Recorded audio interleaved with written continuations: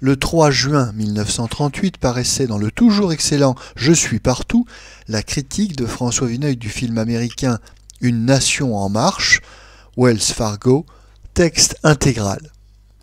Les Américains produisent très régulièrement des films à grand spectacle situés dans cette première moitié du XIXe siècle qui est l'essor de leur pays. Pendant de longues années, les longues files de chariots emportant les pionniers vers l'inconnu du Far West fut le thème essentiel de ces ouvrages.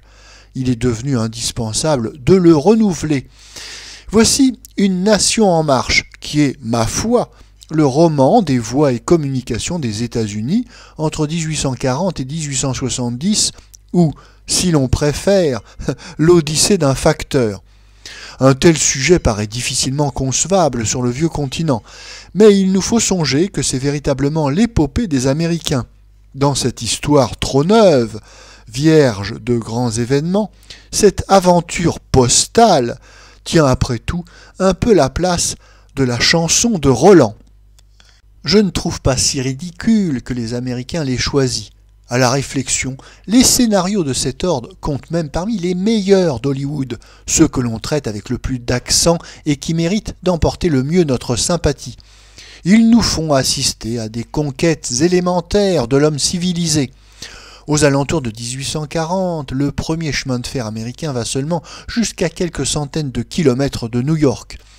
Un jeune voiturier actif et résolu décide de prolonger, par ses moyens, le poste qui jusque-là cheminait par voie d'eau interminablement.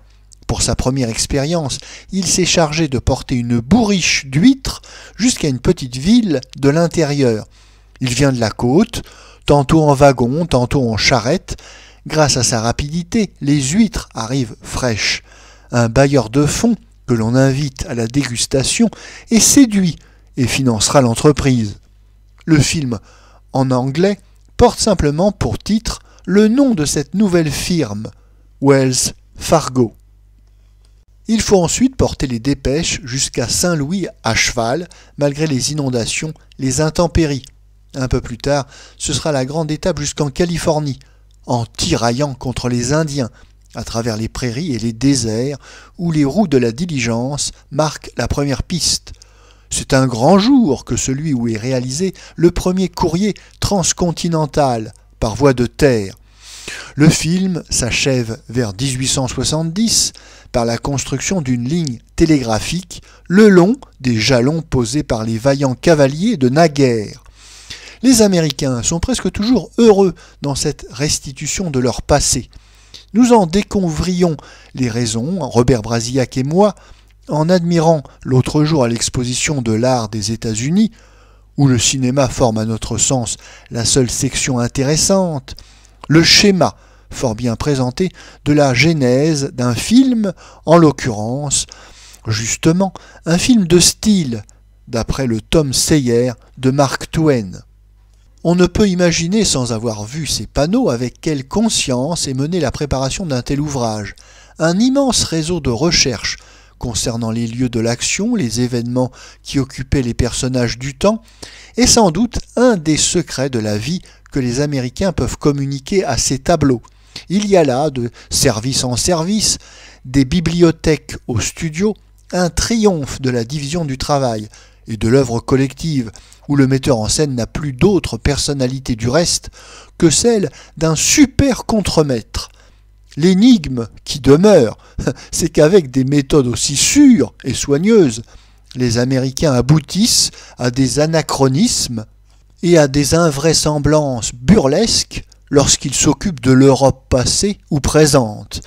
Peut-être les magnats d'Hollywood tiennent-ils à ne pas bouleverser les poncifs à travers lesquels l'ignorance du public américain voit la France, l'Italie, la Révolution, les croisades.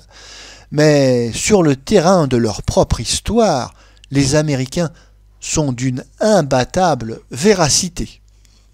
Dans Une nation en marche, l'auteur, M. Frank Lloyd, pas plus que les comédiens, tels Joel McCrea, n'ont une personnalité bien accusée.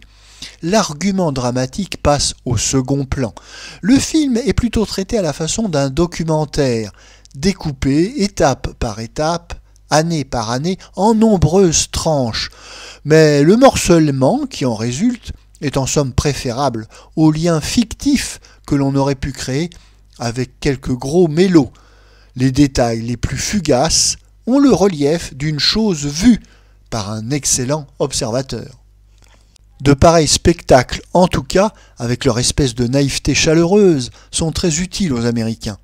Ils servent d'antidote au puritanisme, à la sentimentalité démagogique, à l'enjuivement.